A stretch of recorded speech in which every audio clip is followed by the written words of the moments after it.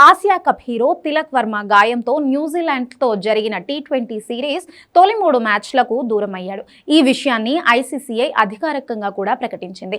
జనవరి 21 నుంచి నాగ్పూర్ వేదికగా ప్రారంభమయ్యే 5 మ్యాచ్ల టీ20 సిరీస్లో తిలక్ వర్మ అందుబాటులో ఉండడంపై ఇప్పటికే అనుమానాలు నెలకొనగా తాజా ప్రకటనతో తెరపడింది. విజయ్ హజారే ట్రోఫీ మ్యాచ్ల కోసం హైదరాబాద్ జట్టుతో రాజ్కోట్లో ఉన్న సమయంలో తిలక్ వర్మకు అకస్మాత్తుగా తీవ్రమైన నొప్పి రావడంతో వెంటనే ఆసుపత్రికి తరలించారు. స్కానింగ్ అనంతరం అతనికి టెస్టిక్యులర్ టెన్షన్ గా వైద్యులు నిర్ధారించి తక్షణమే సర్జరీ అవసరమని సూచించారు. బీసీసీఐ వైద్య బృందం నిపుణుల సలహాల మేరకు తిలక్ వర్మను శస్త్రచికిత్స నిర్వహించారు. ఆసుపత్రి నుంచి డిశ్చార్జ్ అయిన అతడు హైదరాబాద్ కు తిరిగి వచ్చాడు. ప్రస్తుతం అతడి ఆరోగ్య పరిస్థితి నిలకడగా ఉందని, కోలుకోవడం సానుకూలంగా కొనసాగుతుందని బీసీసీఐ వెల్లడించింది.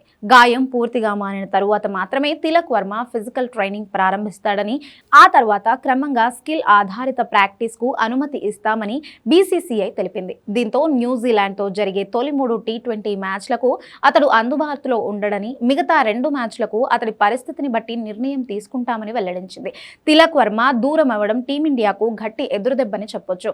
ముఖ్యంగా గత ఏడాది ఆసియా కప్ ఫైనల్లో పాకిస్తాన్పై 69 పరుగులతో నాట్అవుట్ గా నిలిచి జట్టుకు టైటిల్ అందించడంలో కీలక పాత్ర పోషించిన తిలక్ వర్మ మిడిల్ ఆర్డర్లో నమ్మకమైన ఆటగాడిగా మారాడు.